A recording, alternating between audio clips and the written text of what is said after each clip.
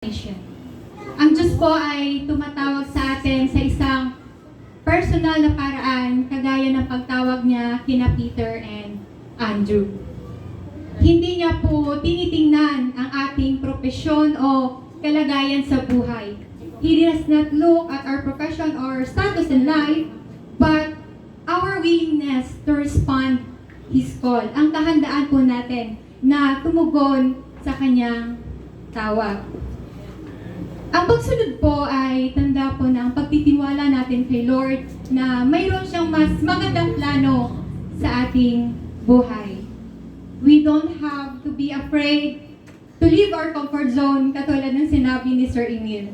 Following Jesus means being ready for change and making sacrifices for a greater purpose. So it reminds us that each of us has an important role in spreading His kingdom. So, it's a challenge for me. Kasi noon, yung binibigay lang ng task ni Pastor Bob sa akin is mag 7 minutes. Pero ngayon, more than that na. Parang kinakabahan nga ako. Pero wala po tayong magagawa if we just depend on ourselves. Humingi po tayo ng tulong kay Lord. Humingi po tayo ng halaman at karunungan. At siya na po ang bahala na gumabay sa atin. Let's all stand and let us pray. Heavenly Father, kami po ay nagpapasalamat at sumasamba sa iyong dakilang pangalan.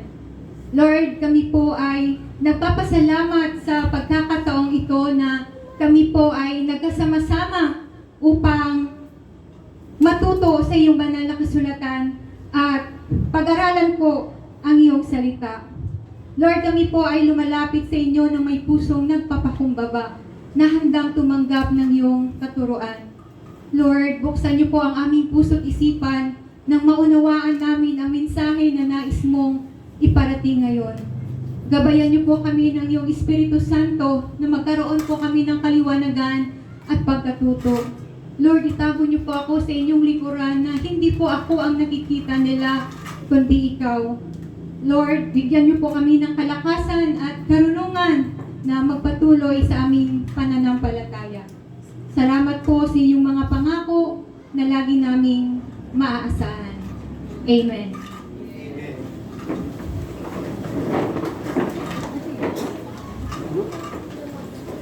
My topic is entitled, God's Faithfulness Amidst Discipline.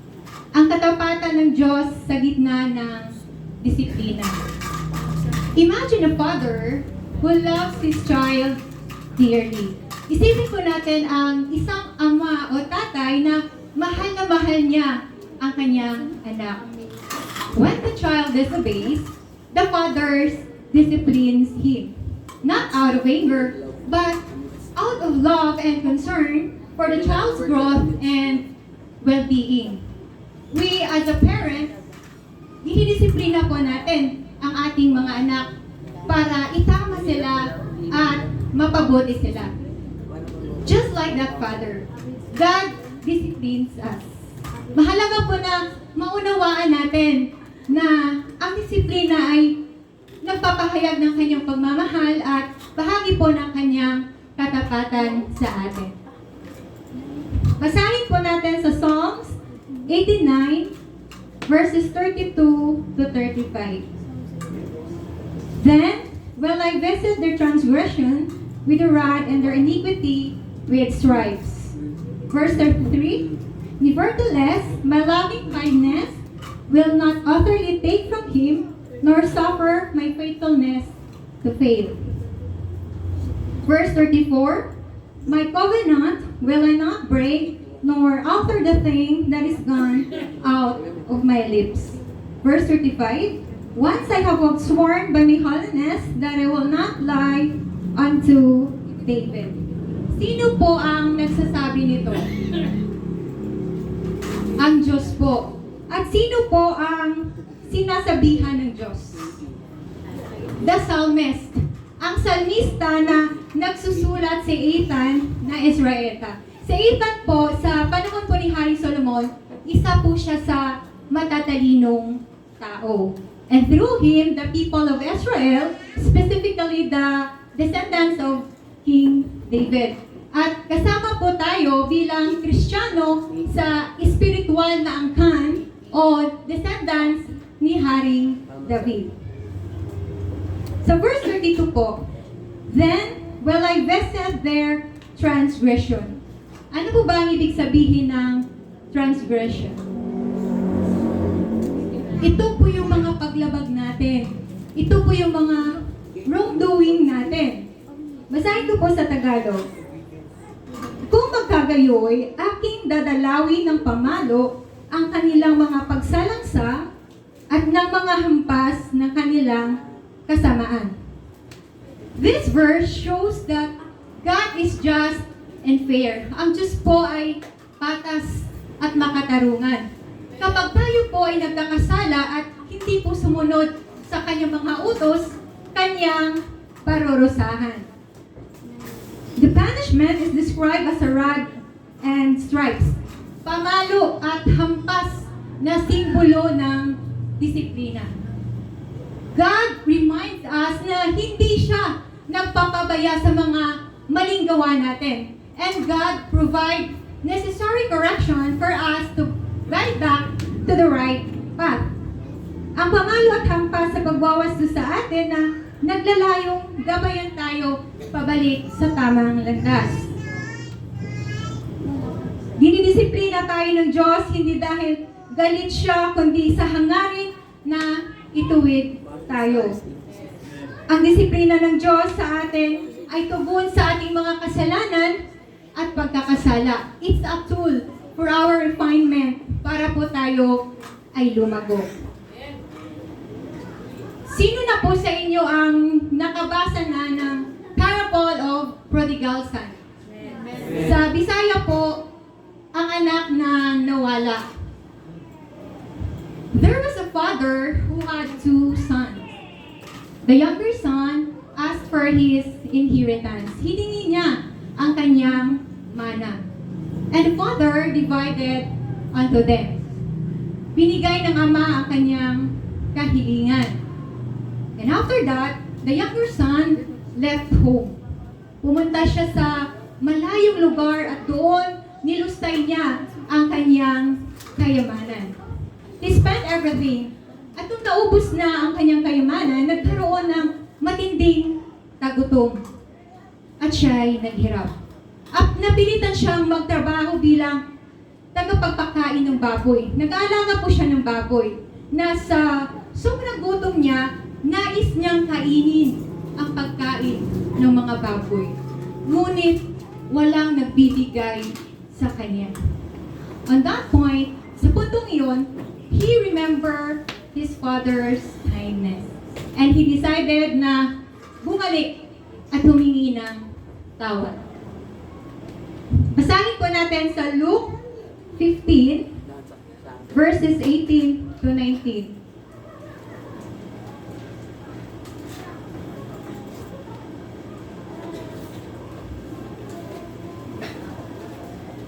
I'll get up, go to my father, and say to him, Father, I have sinned against heaven and in your sight.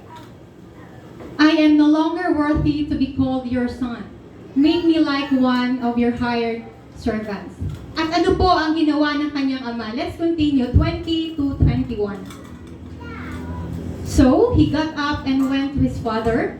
But while the son was still a long way off, his father saw him and was filled with compassion.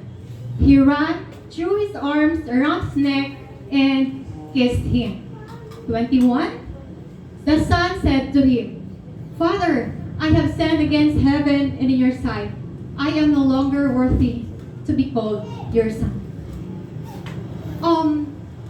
Dito po, pinapakita po na buong pagmamahal po siyang tinanggap ng kanyang ama. Let's continue po sa verse 22 to 24. Pakibasa po ng sabay-sabay. 1, 2, 3, go. But the father told his slaves, Quick, bring out the best robe and put it on him. Put put a ring on his finger and sandals on his feet. Then bring the fattened calf and slaughter it, and celebrate with a feast. Because this son of mine was dead and is alive again. He was lost and is found. So they began to celebrate. Thank you. Pinatawad siya ng walang pag-aatubili. He forgives him without hesitation.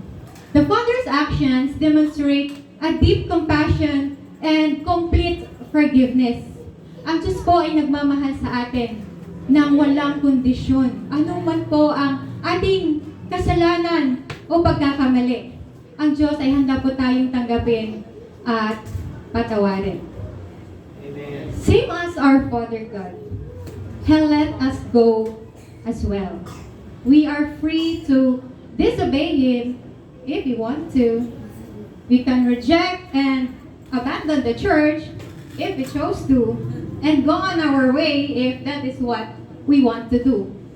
Pero makikita po natin sa parable of prodigal son, the Father's willingness to show His unconditional love.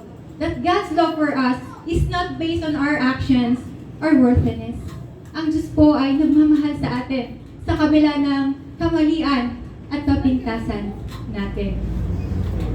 Halimbawa po dito sa church, kapag dinidisiplina po tayo ng ating mga leaders, ng ating pastor, hindi po ibig sabihin na galit po sila.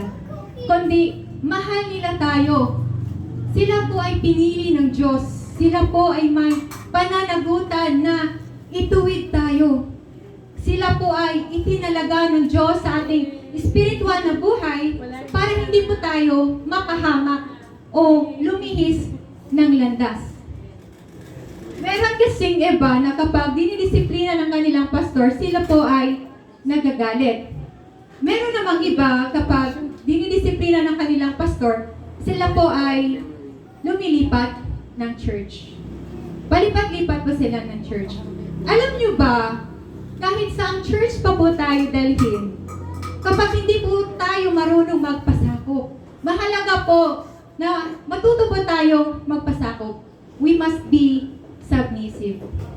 Like between the teacher and the student. So mag-specific na lang ako. Halimbawa si Melchen at yung teacher niya.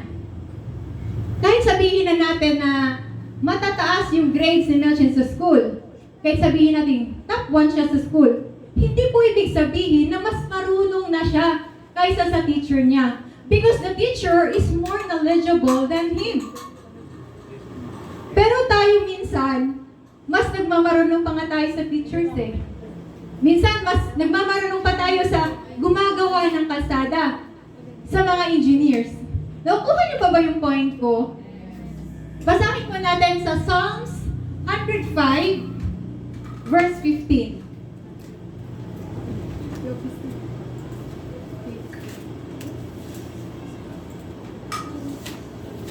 Do not touch my anointed ones, no, or harm my prophets. Sa ibang translation po niyan, do not touch my chosen people. Sila po ay pinili ng Diyos.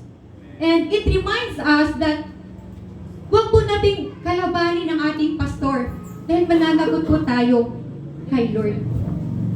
Love our pastor, respect our pastor, and dapat makita po natin yung ginagawa nila para sa atin. Tingnan niyo po yung ating pastor. Senior citizen na. Madaling araw, gising na yan. He prepares to feed our spiritual life. Sana makita po natin yun. Sana ma-appreciate po natin yun. And isi-share ko na lang din to. Noon, si Carmel, hindi po yan palaging nagsisimba. Bihira lang po yan siya magsimba. Siguro, sa isang buwan, once na makapagsimba siya ng isang beses, the 3 consecutive Sundays, hindi na po yan siya magsisimba. For the next month, same routine. Magsisimba siya, and then susunod-sunod na linggo, hindi na rin siya magpapakita dito sa church. And napansin niyo ni Pastor Bob, hinanap siya sa akin. Pag-uwi sa bahay, galing church, hindi ko yan siya kinakausap, hindi ako umiimik. Kasi gusto kong iparamdam sa kanya na hindi ako masaya, na nalulungkot ako kapag hindi siya nagsisimba. For the next Sunday, wala. Ganun pa rin. Hindi pa rin siya nagsisimba. Paulit-ulit. Hanggang kinausap ako ni Pastor Bob. Ano nangyari? Dapat huwag puro banat ng banat. Dapat unahin natin si Lord. At huwag mo rin siyang awayin. Instead, ipag-pray mo siya. Pagka-uwi sa bahay, kinausap ko siya. Sabi ko, alam mo ba na every time na hindi ka magsisimba, napapansin niyo ni Kuya Bob, hinahanap ka sa akin. At huwag ka na puro banat ng banat. Unahin mo si Lord. Yung pagkasabi ko sa kanya, alam kong may impact yun sa kanya. Alam kong medyo nasaktan siya. Pero minsan, kailangan po nating masaktan. And yung masaktan tayo is a part of the discipline para po tayo matututo. Kasi on that time, struggle din po ako sa sarili ko kasi binigyan ako ng task ni Pastor Bob na mag-encourage. Nag-encourage ako sa iba pero sa asawa ko, hindi ko magawa. For the next Sunday, unexpectedly, nagpakuha siya ng pants niya sa akin. Magsisimba daw siya. And on that Sunday rin, umattend na siya ng men's fellowship nila kasi hindi rin siya nag-a-attend. Siguro sa loob ng 2 buwan, isa or 2 beses lang siya nag-a-attend. At that time, naalala ko talaga na kapag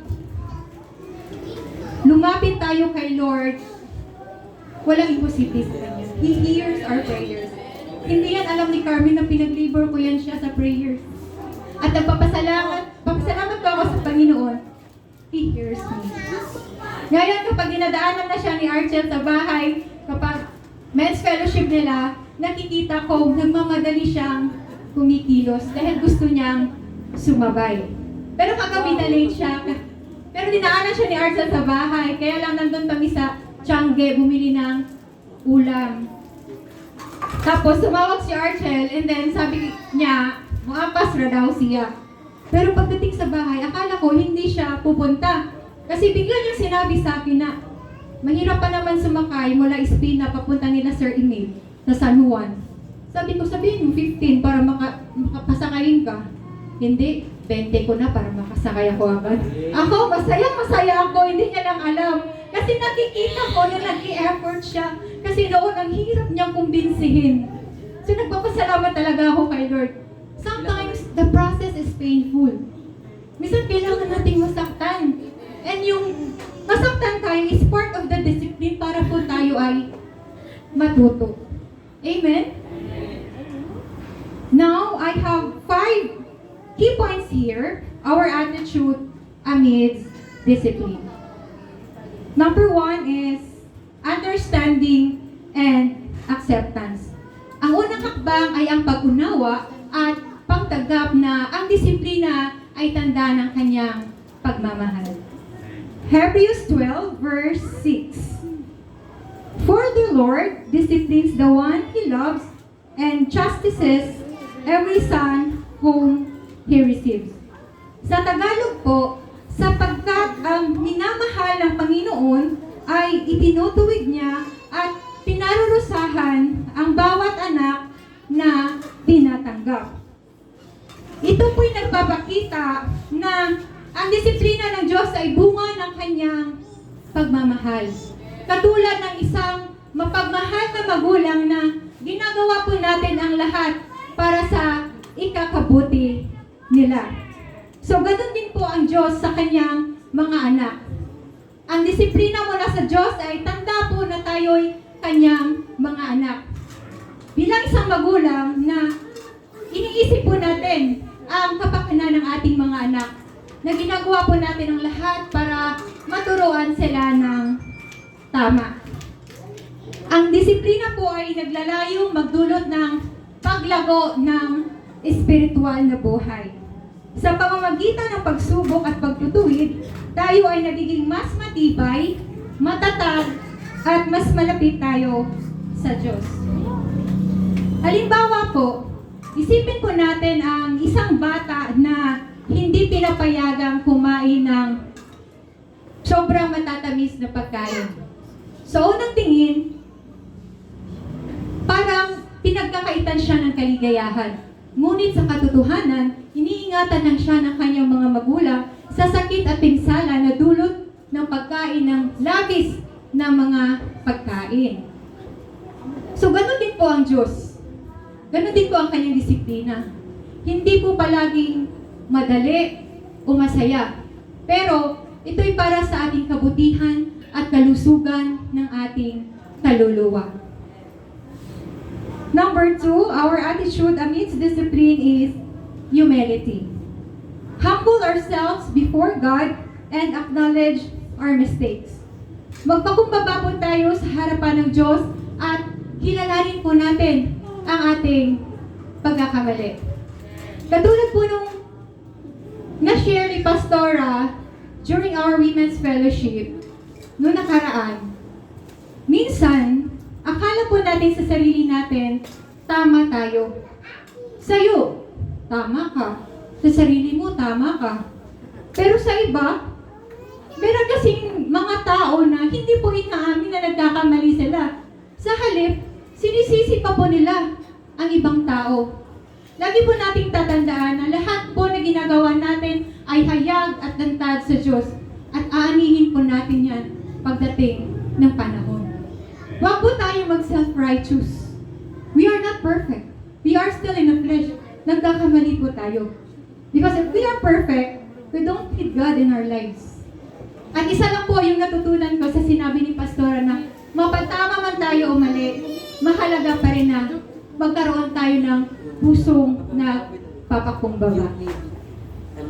James 4, verse 10. Magpakumbaba kayo sa paningin ng Panginoon at itataas niya kayo. Ito'y nagtuturo sa atin na magpakumbaba po tayo sa harapan ng Diyos.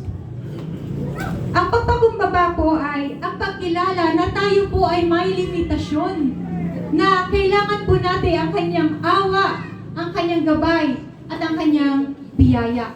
Ito po ay isang pag-amin na hindi po natin kayang harapin ang buhay na mag-isa, kundi kailangan natin si Lord sa lahat ng bagay.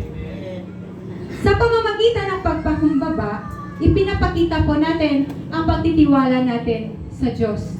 Tinatanggap natin ang kanyang kalooban at plano para sa atin ay mas mabuti kaysa sa ating sariling plano.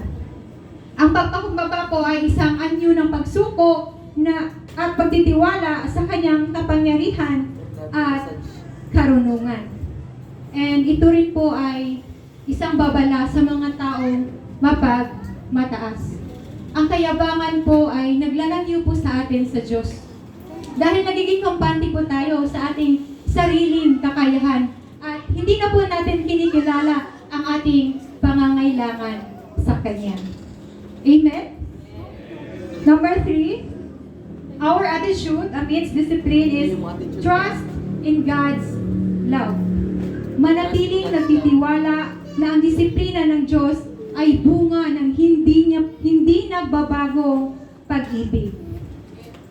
Romans 8, verses 38 to 39.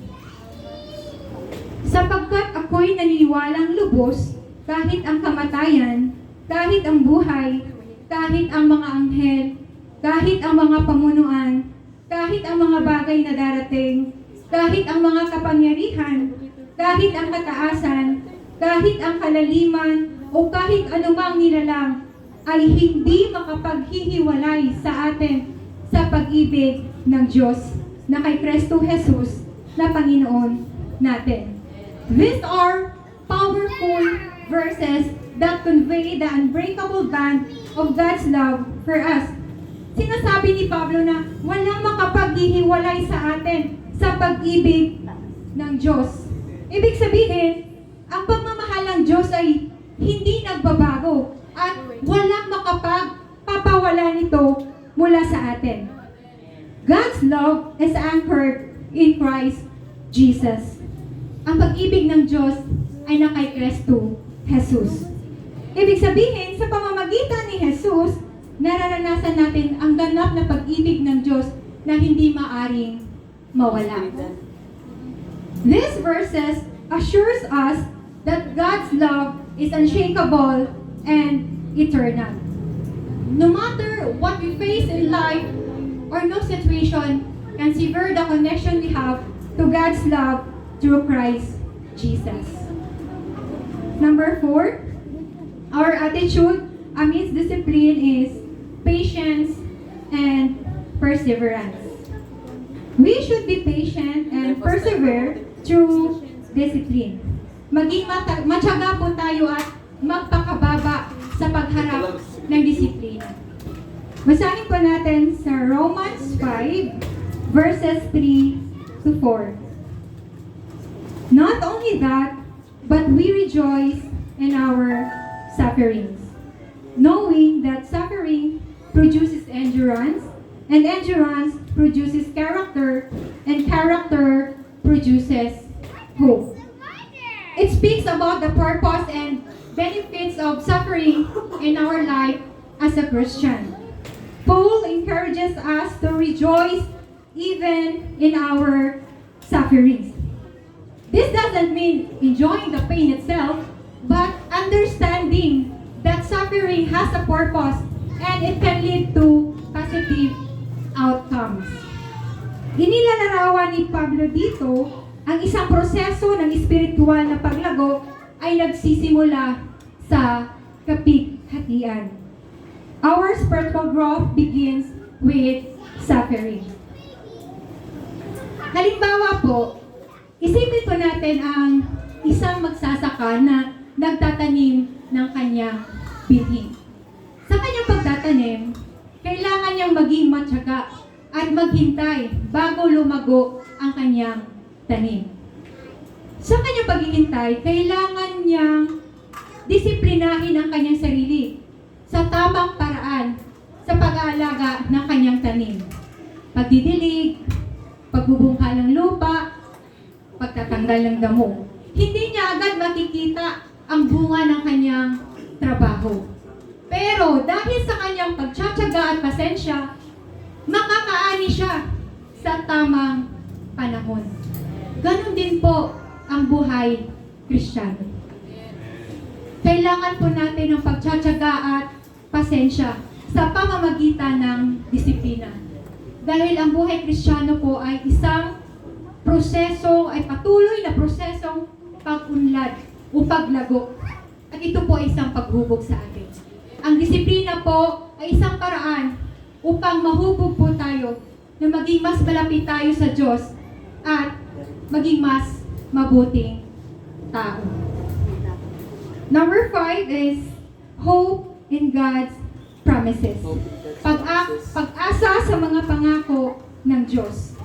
Magkaroon tayo ng matibay na pag-asa sa mga pangako ng Diyos kahit sa gitna ng disiplina. Psalms 89 verses 34 to 35. My covenant will I not break, nor alter the thing that is gone out of my lips. 35. Once I have sworn by my holiness that I will not lie unto David. It declares that God will never be unfaithful or break His promises.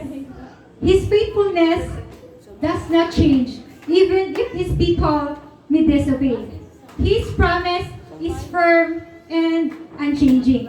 Ito'y nagbibigay ng katiyakan sa atin na ang pangako ng Diyos ay maaasahan at tapat. Numbers 23 verse 19.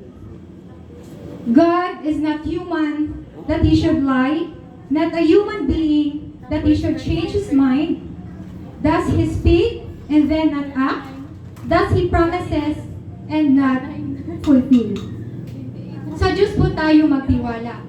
Huwag po sa tao. Dahil ang Diyos po ay hindi sinungaling o nagbabago ng isip. Hindi po katulad ng tao na minsan nahuhuli mo na nagsisinungaling, magde-deny pa rin. We have to trust God fully, not on people. because it can lead to disappointment, mistrust, and broken relationships. My conclusion is, ang disiplina ay pagkakataon upang tayo ay matuto at lumago. Dapat maging bukas tayo sa mga aral na nais ituro ng Diyos. Ang pagsubok po ay may kaakibat na aral na nagpapalakas po sa ating pananampalataya. Sa kabila po ng disiplina, ang biyaya ng Diyos ay naroon upang tayo ay tulungan. Ang biyaya ng Diyos ay sapat upang tayo ay makabangon at magpatuloy sa lakbay ng ating pananampalataya. Face God's discipline with the right attitude, ready to learn and grow in His love and grace. Amen.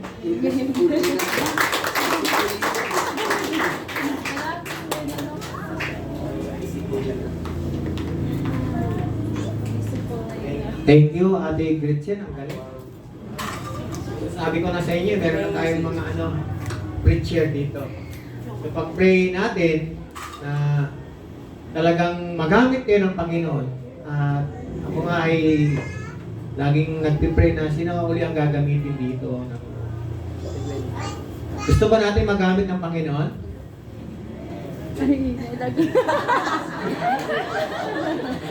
Ano kayo kausap ko dito? Alis ka. Pagdating sa paggamit, walang tumahimik lahat eh. Takot ba kayong gamitin kayo ng Panginoon? Si Lord ba ginagamit natin? Hindi. Ha? Ako hindi ko ginagamit si Lord. Ako ang ginagamit ni Lord. Pero kapag ibinigay natin ang buhay natin mga kapatid, asahan natin na mag-provide ang Lord. Hindi lamang, kasi minsan gusto natin lagi ganito eh. Mas maganda yung meron tayong dunong. Dahil pag may dunong tayo, magagawa natin ang mga bagay-bagay na ma-amaze ka. Amen? Sino sa inyo ang gustong gamitin ng Lord? Wala talaga, wala. Patawarin mo ako, Panginoon. Tinatawag natin Panginoon, Hari ng mga hari, Panginoon ng mga Panginoon, o Diyos ng mga Diyos. Pero hindi natin siya mapaglingkuran. Takot ba kayo maglingkod sa Lord? Hello? Takot ba kayo? Wala yata akong kausap pa. Tignan nyo nga si Sir Robert. Binigyan ko yan, di ba, nung last month. Sabi niya, okay na ang pastor. Okay. So, pag sinabi niyang okay, ibig sabihin, walang problema. So, ano naman niya mga kapatid eh, tinitignan lang natin kung ano talaga yung gift mo. Kung talagang preacher ka, teacher ka, pastor ka, o evangelist ka, kahit ano. Huwag kayong matakot. Ako nga hindi ko maalam na ganito ang mangyayari sa akin. Lagi akong umaatras. Pag sinabi ng pastor natin, yung ating butihing pastor na Australiano, padala kita sa ganito, pag-pray natin, pastor. Padala kita doon, pag-pray. Yan, gaganda ng lugar na pinapadala sa akin eh. Puro na lang pag-pray. Pero,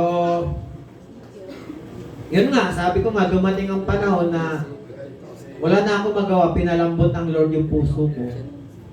Pinadala ako ng Surigao na wala naman akong katanggi-tanggi. Sige. Sige na lang. Yan. Pero talagang may plano ang Panginoon. Sumunod lang tayo mga kapatid. Tulad ang sinasabi ni Gretchen, nandito tayo para mag-encourage. Alam niyo bang matatalino kayong lahat? Alam niyo yon? Hello? Parang wala akong kausap ah. Kumain na ba kayo? Matatalino kayong lahat. Tignan niyo si Gwyneth. Ang galing. Dahil ko nga sinasabi, Lord, ang gagaling nila. Ako nga, minamalit ko na ngayon sarili ko, Lord, ang gagaling talaga nila. inaamin ko magagaling kayo. Sa totoo lang, dahil hindi man ako nakapagtapos, pero umaasa lagi ako sa karunungan ng Panginoon. Yan. Hindi talaga ako magaling, pero ang Diyos ay magaling. Amen? Kaya ngayong mga kapwa ko, pastor, kapag kami ay nag-uusap-usap at may meeting, ay lagi ako binibigyan ng